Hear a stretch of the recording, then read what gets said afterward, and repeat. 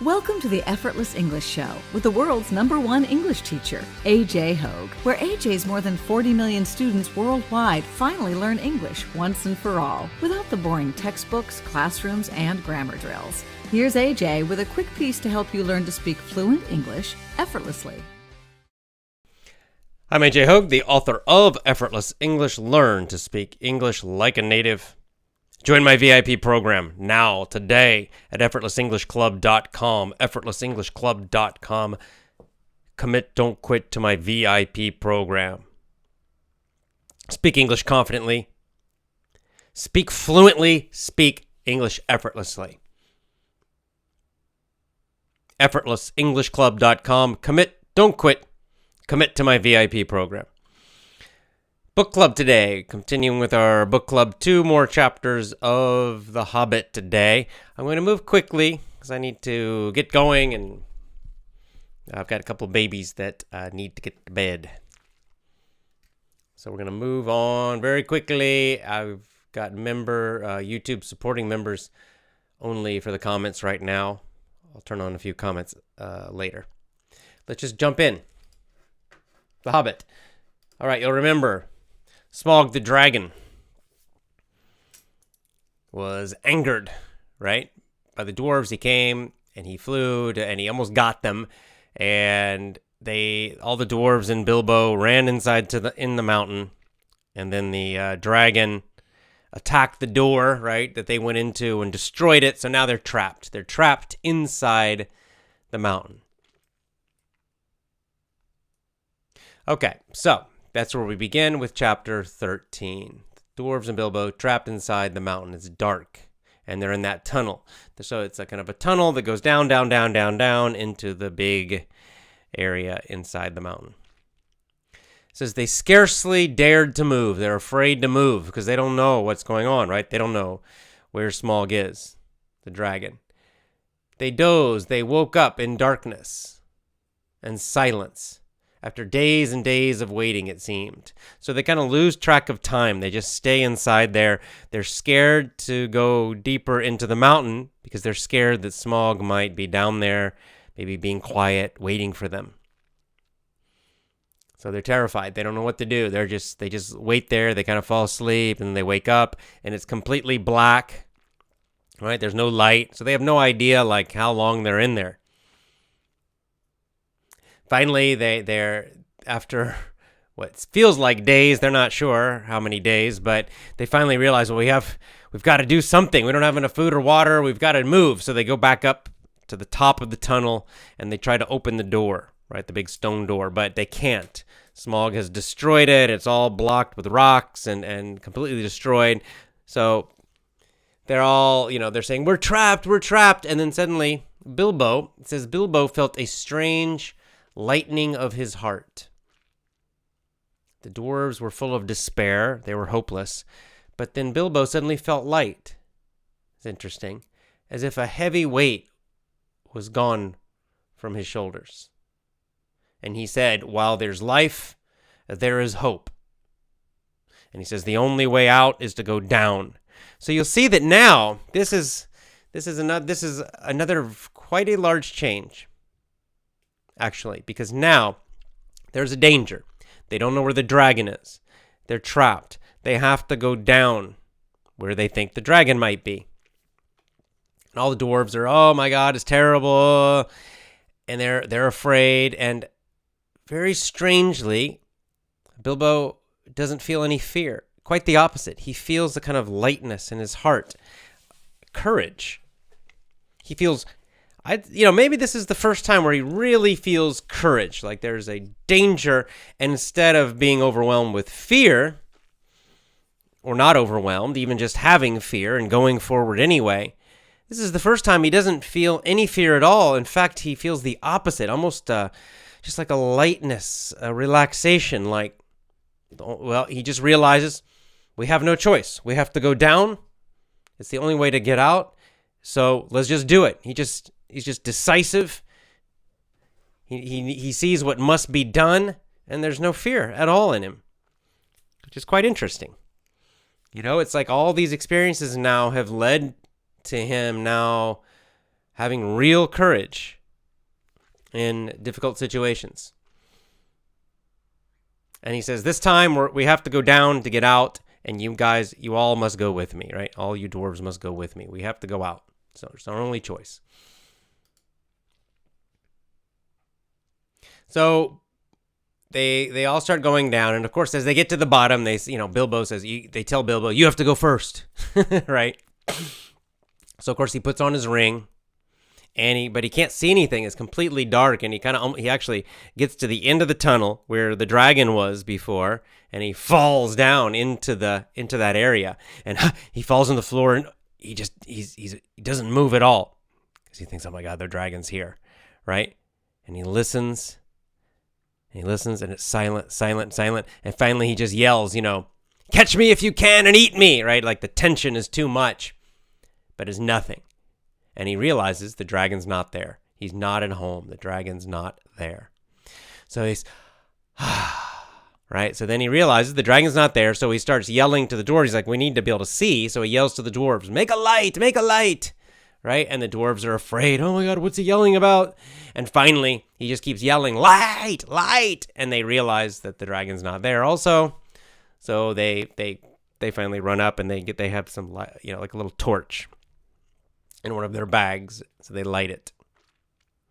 But they're still afraid. So they still say to Bilbo, you're the burglar, so you have to go first. And you go look around and then come back. So again, Bilbo, leading the way. This time without his ring, he's holding a torch, and he goes in and he starts walking around and exploring the whole area, and then he finds what's called the Arkenstone, and this is the nickname is the heart of the mountain. It's basically a giant magical diamond, a huge magical, super beautiful diamond, like as big as, I don't know, like a grapefruit size or something is what I imagine. Something like that. Really big.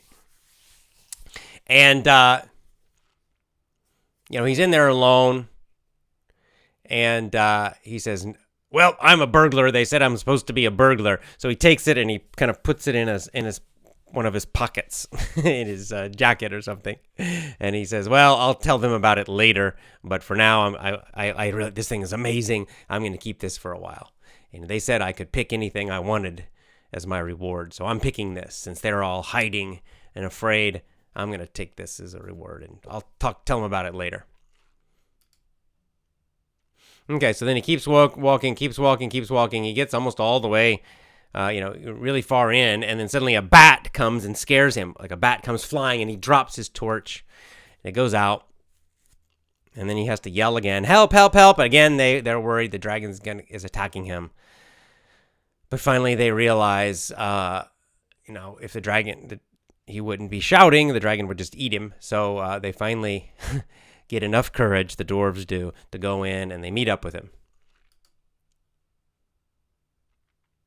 So at this point, finally, the dwarves start looking around, and they see all the treasure, all the gold, all the gems. Gems are like, rubies and sapphires, right? The colored stones there.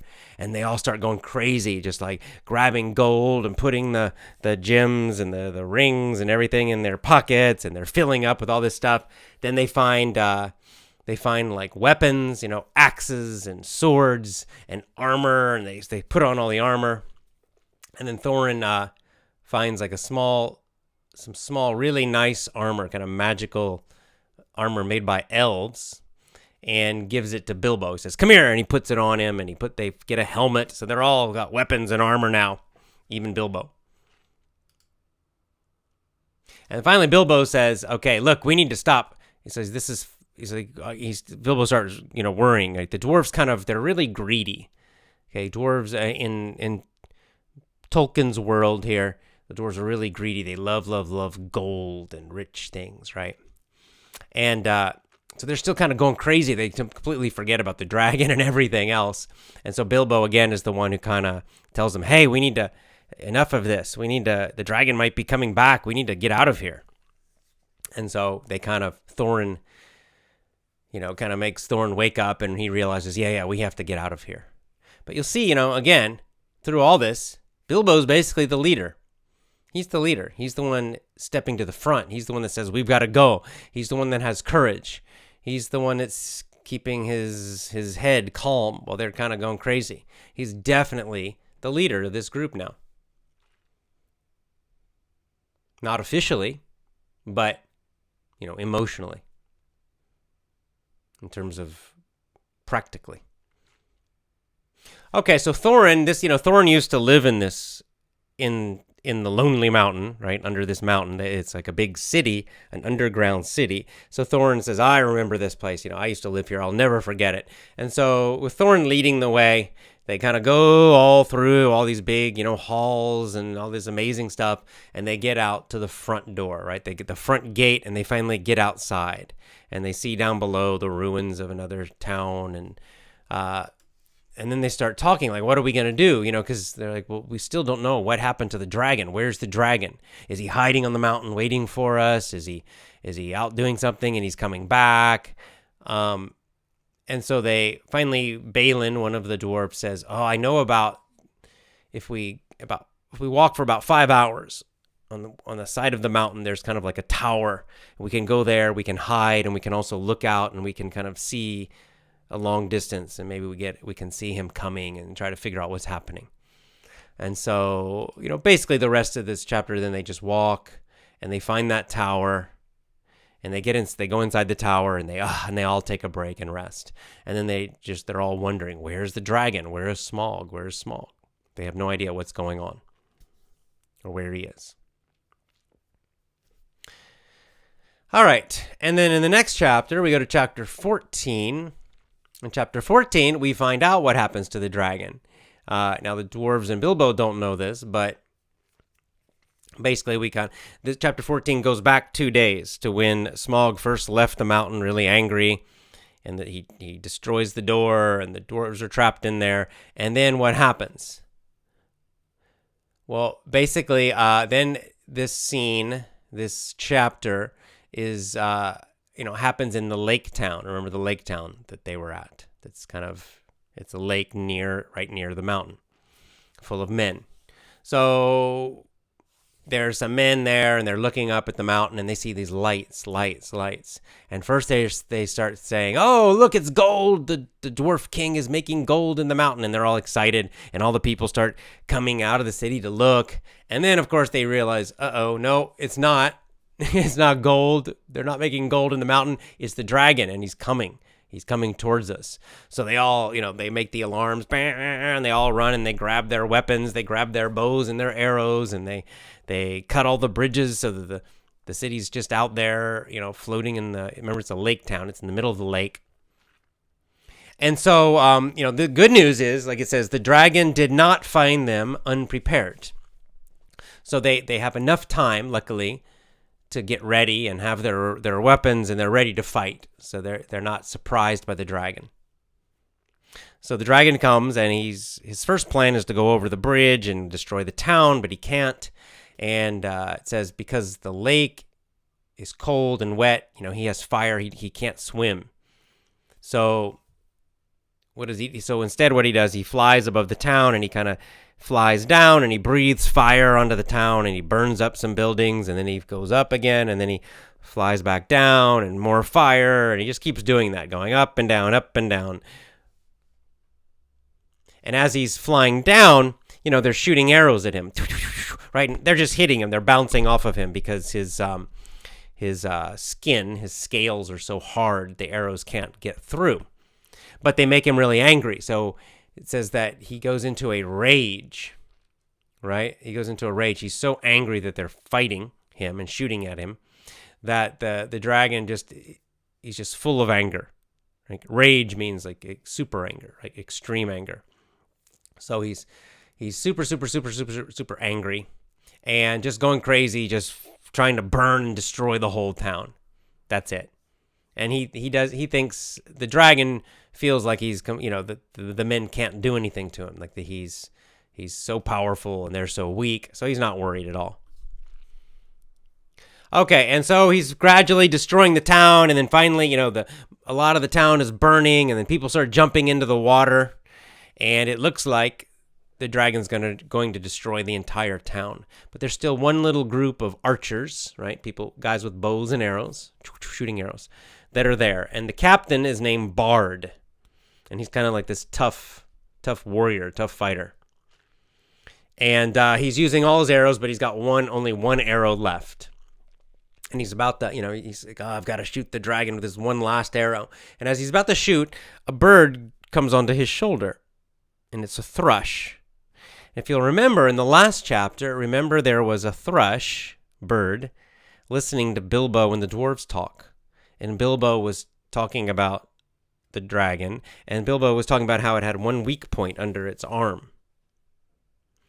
And then Bilbo was getting, felt that Bilbo said, that thrush bird is weird. I think it's listening to us. And then the dwarves told him, oh, it's a magical bird. It can talk, and it has its own language, and it can listen. So this is that same bird, and this guy Bard can understand the bird, and so the bird tells Bard, the archer, about what he heard from Bilbo, about the weak point, the one weak point, under the arm of the dragon.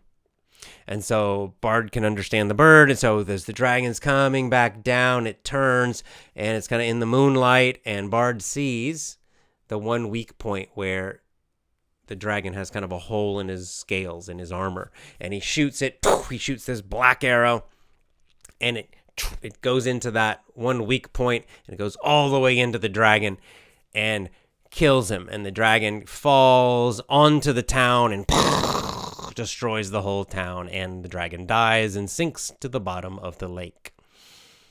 And that's the end of Smaug the dragon. But Bard, the archer, he survives. He swims to the shore where all the survivors of the town, they're either on boats or they swim and they get to the shore. And of course, in the beginning, they're all really sad. All the people in the town, a lot of them have died. They're cold. Their town is destroyed. Luckily, most of them live, but they're still not happy. But then when they see Bard, the guy that killed the dragon, they're all saying, Bard, he's great. They call him a king. We're going to make you the king, King Bard, King Bard.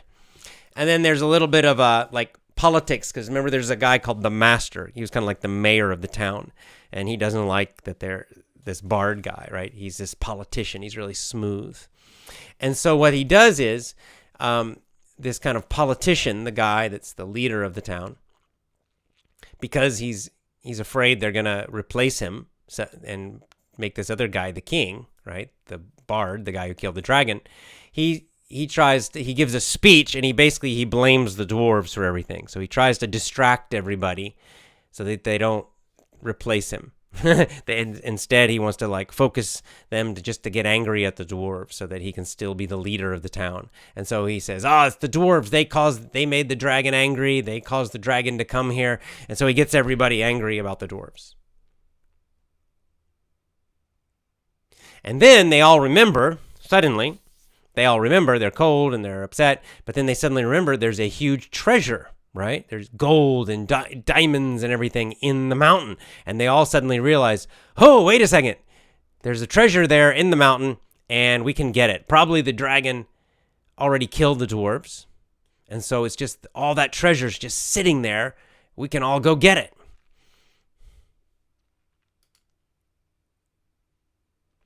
And so Bard kind of takes over, basically takes over leading the men. The mayor guy, the master, he's still kind of also the leader, but Bard is really the leader now. And of course, they're all kind of hungry, so Bard sends messages to the Elf King. Remember the elves that captured the dwarves in the forest? And Bard sends message to them, please come and help us. The dragon destroyed our town. We need some food. But the Elf King already knows about it, because as soon as the dragon died, all the birds in the area, they're kind of, remember it's kind of a magical world, so a lot of the birds, they're intelligent, they can talk. So the Elf King had these birds that were kind of spies. So he hears about the death of the dragon very quickly. And so immediately, as soon as he hears, the Elf King also has the same thought. All that treasure, And the mountain now is just waiting there. It's unguarded, right? The dragon's dead, and there's just a gigantic amount of gold and money, basically, sitting in the mountain. And so the elf king gets his whole army together very quickly, and they all start going towards the mountain. And when the elves hear about the town being destroyed, the elves are not so bad. They're pretty nice. So they decide, okay, we'll go to the town first. We'll help out the men, give them some food, bring them some food, some clothes, help them out. And then we're going to go up and get the treasure. But others hear about the death of the dragon too. The goblins, right? The ones that captured the dwarves. They also have spies, and they hear about it from birds and spies. They also hear, the dragon's dead, and they have the same thought. They think, all the gold, all that treasure now is just sitting in the mountain, and there's no dragon protecting it. So guess what they start doing? They also get their army ready to go. So you can kind of see what's happening, right? All these groups in the area, they're all thinking the same thing. Let's go get the gold.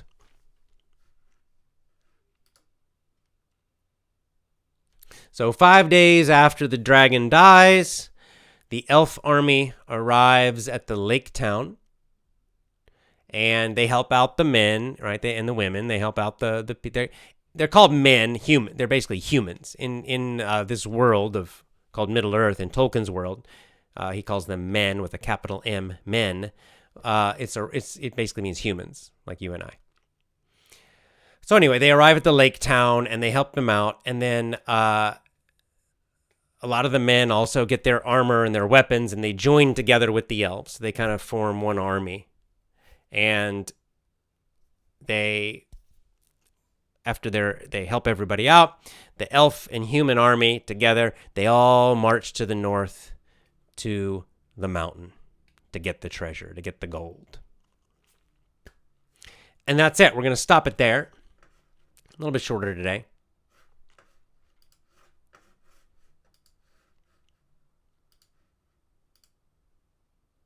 But I think you can kind of see what's going to happen. And the reason I stopped it here is because you can kind of see what's going on now, right? That suddenly all these groups in the area, and there's going to be a couple more, have the same thought, right? Let's all go get the gold. So you have the elves and the men. You've got the goblins. And we'll see that, they have the wolves, remember, the intelligent wolves. And then you'll see there'll be another group too coming. So all these groups, and of course right now, Thorin and the dwarves and Bilbo, they have no idea all this is happening. They don't even know the dragon's dead yet. So that's the end of the dragon. I'd say the most significant things, obviously, for the plot, for the story, the biggest thing that happens is, of course, the dragon dies. That's huge. That's kind of the main big thing. And we can see, though, that the dwarves don't do it. It's not the dwarves and Bilbo. The dwarves and Bilbo don't do this, right? They never really had a plan for how to get rid of the dragon. And, if you look at it from the dwarves' side, all this is very lucky for them. Right? They didn't have to do anything. They just go in there and they were hiding. And then while they're hiding, one of the men shoots the dragon and kills it. Right? So in a way, they're kind of lucky. They don't. The dragon gets killed and they don't have to do anything. Of course, not so lucky for the humans in the town, right? Because they lose their town.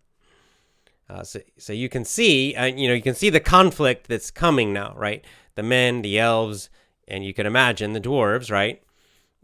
They all think that they should have the treasure, the gold, right? The humans, you can see why they think they should have some of that gold, because their town was destroyed and they're the ones who fought the dragon and killed it. So you can see why they think, oh yeah, we should have some of that gold. And the elf king has a big army. So he thinks he's going to get it. And, we can guess, we know that the dwarves think it's theirs. so that they're going to want to keep it. And then the goblins hear about it, and they think, well, we can have a big army. We can just go take it. So you can see there's a conflict coming between these groups. Now, the other thing, like I said, that I think the most significant thing that happens in these two chapters, it seems quite small, but it's, again, connected to Bilbo and Bilbo's story, who is the main hero, the real hero of this book, is that he finally faces danger without any fear at all, right? It's like, finally, he has been facing danger already many times and being quite heroic and saving the dwarves, but of course, quite full of fear, at least in the beginning, in each of those times with the spiders and rescuing them from the elves. But this time, he's just very confident, right? He's light and confident. He goes into the danger, thinking the dragon's down there again, and but without feeling light, feeling very relaxed and confident. And I'd say this is his final, his final transformation, his final step to becoming a true hero, right? And again, this is something we can learn from this because it is kind of a predictable path. These things happen in life. I can relate it to something small. I wouldn't describe it as heroic, but in the sense of, if I think about my path of, let's say, becoming a public speaker. And so first was just the idea of doing it, right? And not sure, do I really want to do that? And but I want to be a public speaker, but being really terrified of it. And then going and taking, a course and giving the first speech and being super, super, super scared, and really terrible.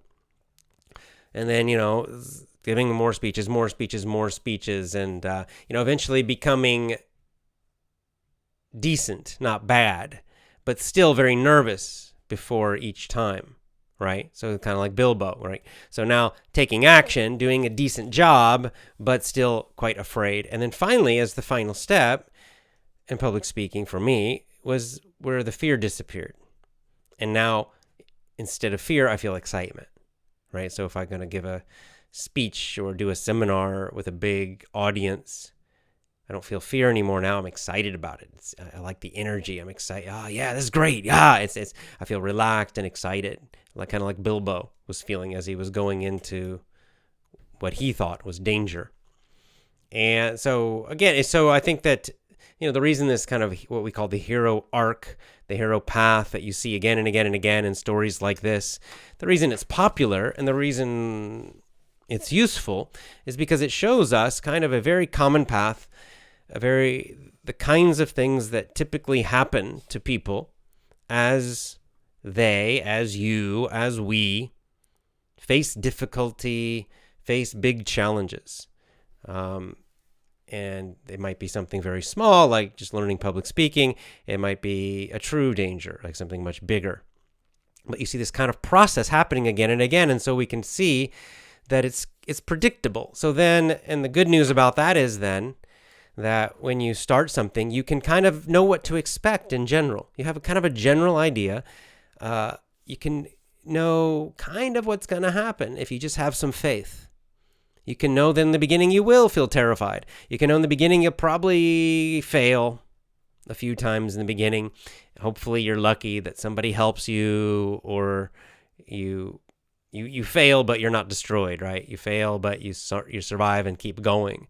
And then eventually you get to a point where you're still afraid, you're still uncertain, but now you're getting a little better and you actually start to do well and have some successes.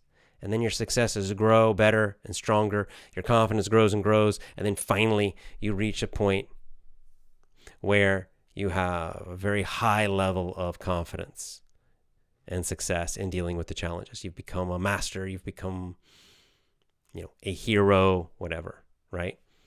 And so this is again and again and again. It shows us that you don't start as the hero. You don't start with confidence. Right? It's normal to fail in the beginning, but eventually you can get there. That this is the path again and again and again. So I think it's a quite positive and also realistic description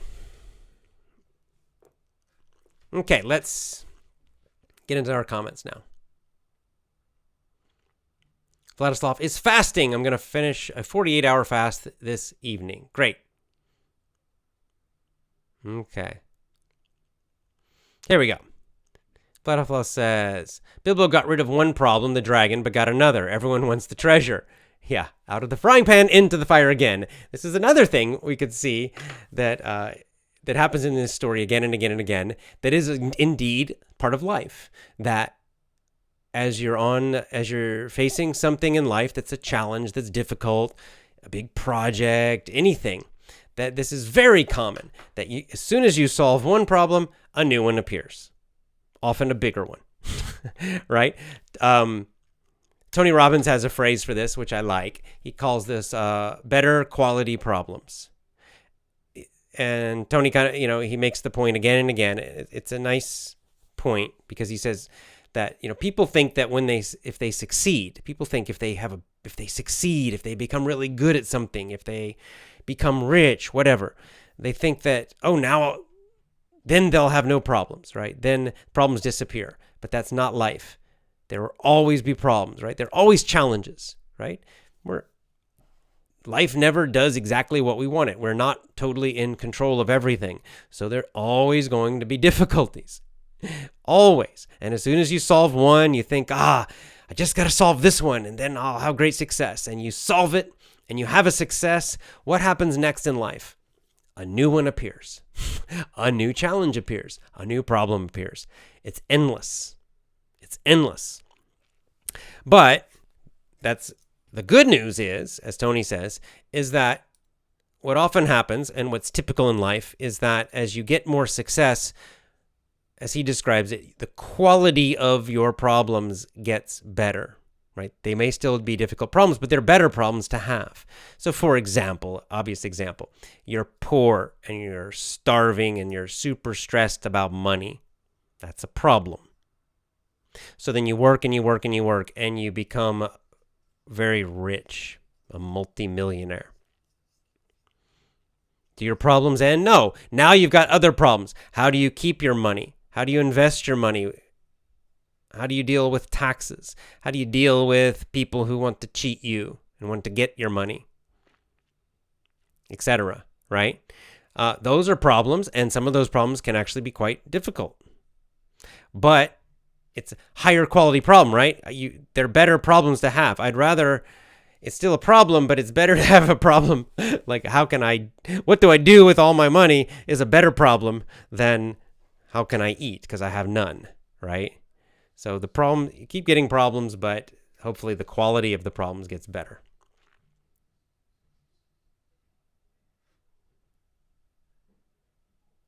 Yeah, like Slavika says, as in real life, the treasure always attracts those who are greedy. Politicians first. Yeah, it's a good point. Oh yeah, another point of the chapter. I didn't mention this part, but Balin says, this is Ilana Khan's comment. Balin says, the guards of the dwarves didn't pay attention to the warnings of the coming of the dragon. They got too comfortable and lazy. Luck favors the prepared. Right. So, when Smaug first attacked the dragons, long ago, they were totally surprised. They weren't ready because they were so rich. They became kind of lazy, too comfortable. They weren't watching. They weren't, aware. So they were completely surprised. And this time, the men in the lake, they were not surprised. So they were able to kill the dragon.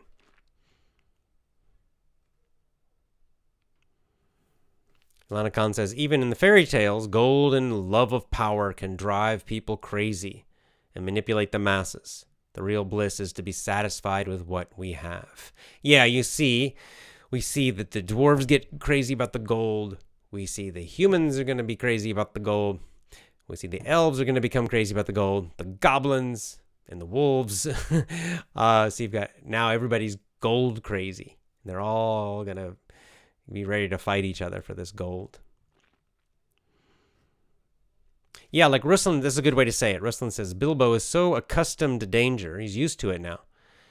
He doesn't fear it anymore. he gets momentum, right? He's got that momentum, right? It means he's used to solving problems, so now making decisions and solving problems is getting easier and easier and easier for him.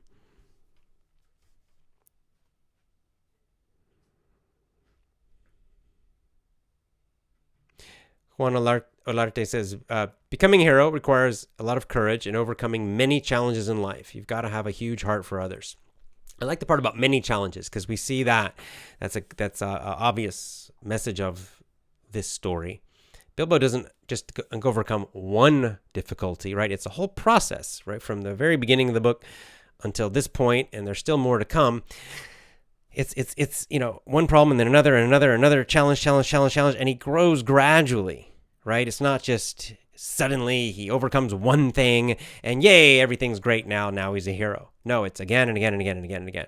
And we forget this. I think a lot of people forget this in life now, where they expect to have one quick big success instead of just realizing that it's a process, that in fact they have to overcome many difficulties. It's a whole path of overcoming a whole series of difficulties to grow ever stronger, ever better, ever more successful.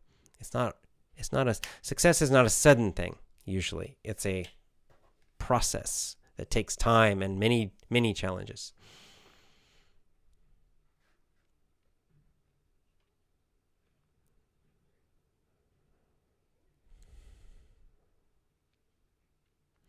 Vladislav says, in 2008, I tried to join multi-level marketing. My cousin convinced me to join. I had to convince my friends to join. I was scared. My cousin told me I needed to overcome it, and it would be easy. I couldn't overcome, and I quit. But I guess MLM was something that didn't work for me. What do you think about MLM? Yeah, I tried it too. It didn't work for me. It was not for me. So, this is part of it too. Sometimes in life, we try things and we try to go one direction. It doesn't work. We fail. And so what do? We have to readjust, but we don't quit on life. We keep going, and we just have to go in a little bit different direction. Try something else.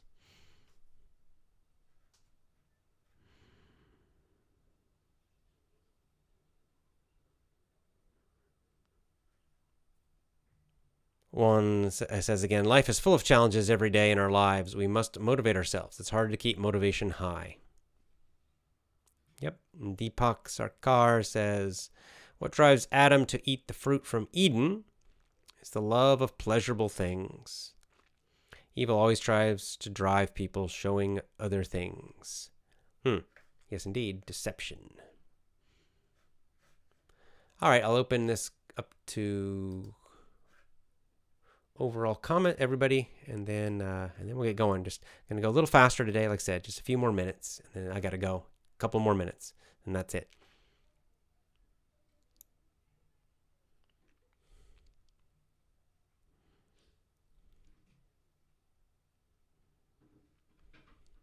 All right, so the comments are open for all now. And I think we've got 4 more. Let me see. How many more chapters? 1, 2, 3, 4, 5. We've got 5 more chapters.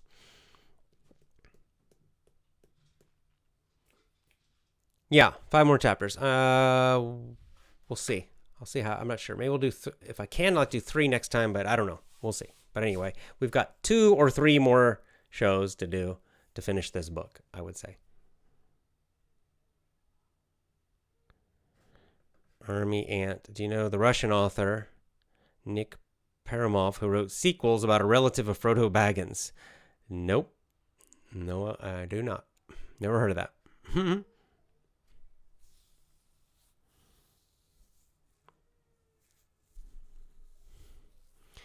Vladislav says, many times the media scared us. Different apocalypses of different types. We survived all that. Now I'm not afraid of the coronavirus. I know that's just the next threat we'll survive. Indeed. Absolutely. Leonardo says, it's amazing how Bilbo always has to deal with threats, and he just goes ahead and ahead. Slavika says, I think our brains are made to solve problems. When we stop solving difficult situations, we become lazy. In my language, we say laziness is a disease. Yeah, we need challenges. That's exactly right. That's a very good point. We need challenges. And as we solve challenges, deal with challenges, solve problems, we become better at it. As we make decisions, it becomes easier to make more decisions, right? As we make more and more decisions, we can make tough decisions. A lot of people have a hard time making decisions, especially difficult ones.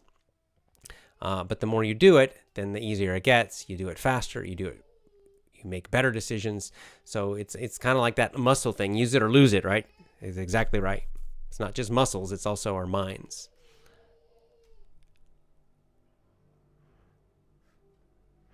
Rustlin says, unexpectedly, Bard is the new hero. He couldn't become one if the bird didn't help. Yep, good point. That's right. So he was able to kill the dragon because of what the bird told him, and the bird heard it from Bilbo.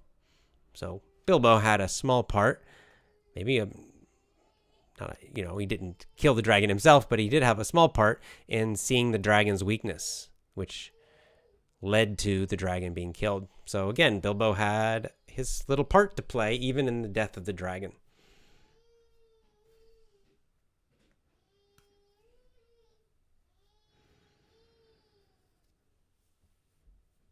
Life becomes a test, less and less boring. Without challenges, without experiences, it becomes boring. Yes, says Sarah. Exactly.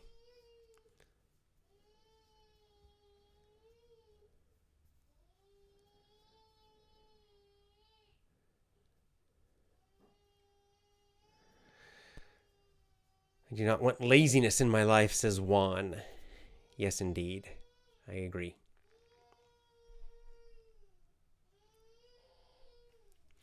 Yeah, Mari says the more we confront challenges, it becomes easier. Exactly. Challenges, when you first start, everything seems very, very tough. Like we saw this with Bilbo in the beginning. He complained constantly. He was afraid all the time. And now he's become quite confident. These decisions, these difficulties, they're still difficult, but clearly they're easier for him now.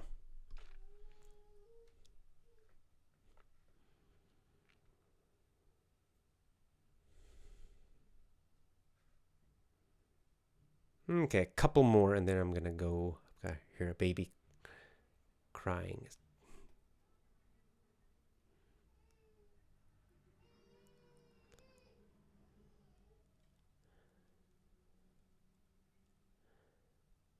Asma says, hard times produce strong leaders. Strong leaders produce good times. Yeah, it's kind of a meme. And it is kind of a cycle, right? There is a kind of cycle to this. You can see if you look at it in terms of civilizations and nations and communities and groups, that there is this kind of cycle where, hard times will make not only leaders, but everybody stronger, tougher, right? Because they have to overcome so many difficulties. They become like our ancestors did.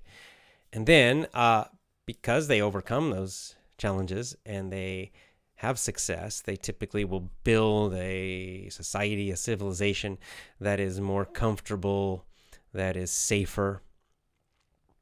And then the problem is, as we kind of see with the dwarves in this story, the dwarves in the past, that then what happens is as the life becomes softer and softer, easier and easier, the people become weaker because they're not facing difficulties much anymore.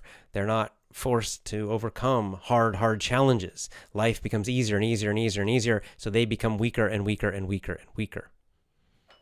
And then the next step in the process is, because they're weak, then they're ready for a disaster, and then a disaster hits them, and they freak out, and the society typically, or the nation, breaks or collapses, and then you have really hard times again, and then the cycle repeats. Right? You're back to the first step, and then repeat again, and indeed you can see this happening in different areas and throughout history again and again and again. Maybe we're entering into hard times again. Finally, we have had such an easy, soft time. There's no doubt we're weak. Historically, perhaps the weakest humans who have ever lived, probably. And we're about to, if there's a chance we might be facing some really hard times, maybe that's good for us. We need it. Maybe we need these challenges. Look at these challenges as something that will make us stronger, opportunities to become stronger.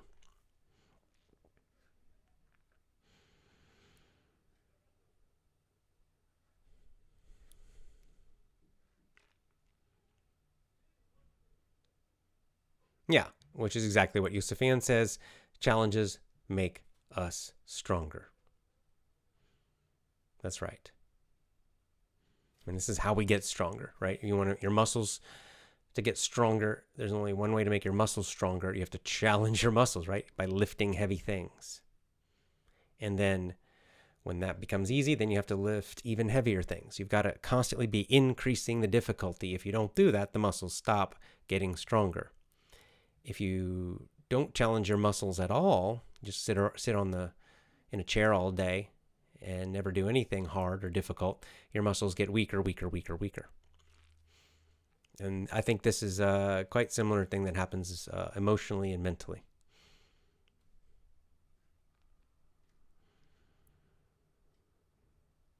Carol says, no surprise that Tolkien chose the hobbits to be in the spotlight. Their love of nature, their selflessness, absence of greed, and their courage. They're the one who live the closest to the natural way. Yeah, they live a simple life, right? The hobbits in Tolkien's world are a good example of living a nice life, a very comfortable life, but also simple, right? Unlike the dwarves, they don't want money, more. They're kind of fat and comfortable, but they are not overly greedy, right? And they live close to nature. They like gardening, and yeah. Tolkien was, I think, Tolkien, if you want to think historically, Tolkien was comparing them to the kind of the people who live in the English countryside, Englishmen living in the English countryside. That's kind of what hobbits are like, those old Englishmen.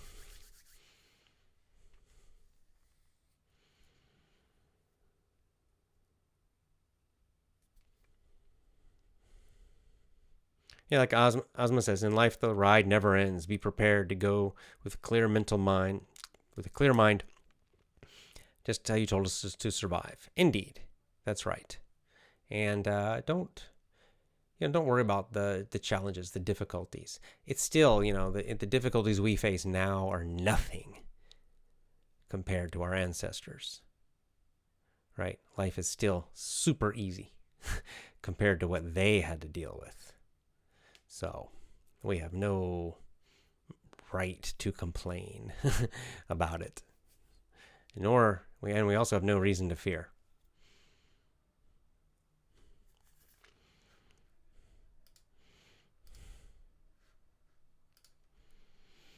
Okay, one more, and then I'm going.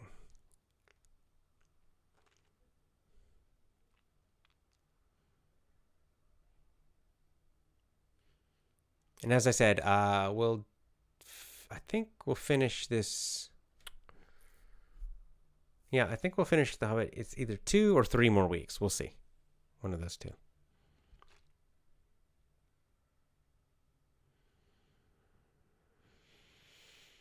Yago is recommending a next book. I've read the book you're recommending, Autobiography of a Yogi. Yeah, it's a good one.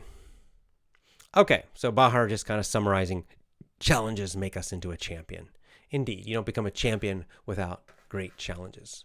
Without the challenge, there's no victory. There's no great victory, right? If the challenge isn't great, the victory, the success isn't great either. Alrighty then. That's all for today. Hope you enjoyed the book. Keep reading. We've only got, five more chapters to go, I believe. So join my VIP program at effortlessenglishclub.com, and I will see you next time. Bye for now.